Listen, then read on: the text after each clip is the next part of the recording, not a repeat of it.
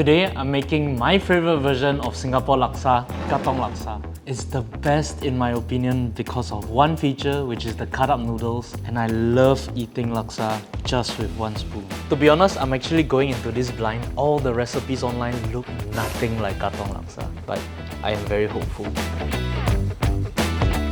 I'm not gonna waste the prawn shells. I'm using it as the base of the broth.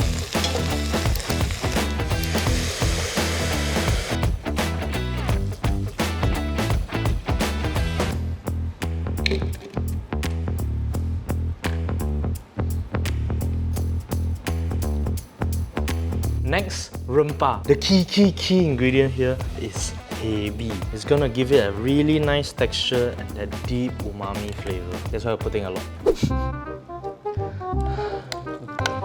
Do not put hebi at the bottom. It is not a smart move, but it is okay. We will do it. We will find a way.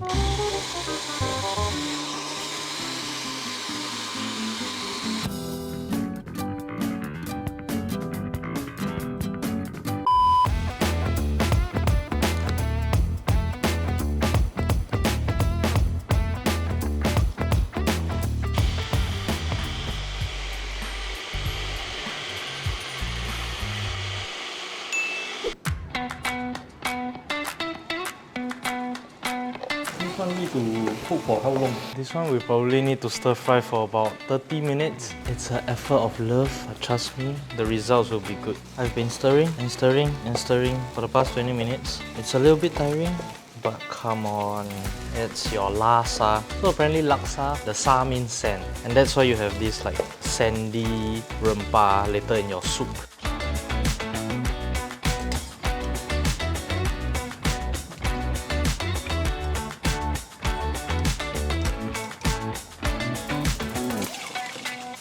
Add this rempah in. I like to set aside a ladle of chili so that we can adjust later when we're having our laksa.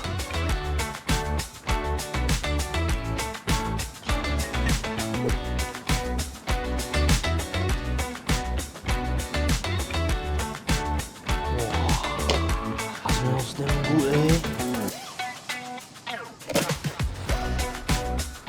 Now we got that shrimpy broth and that spicy rempah in. It's time to balance it out with some coconut milk to give that creamy texture and to balance out the spice.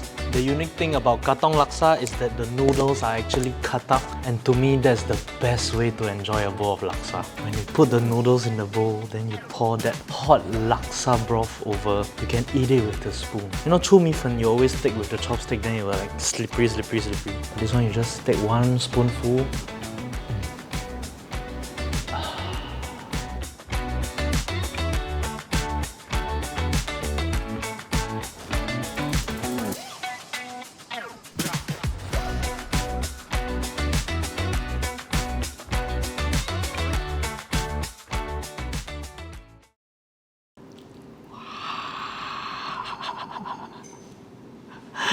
So good.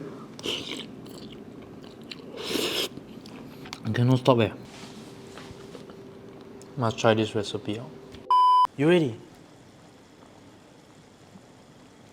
Hey, my lens foggy.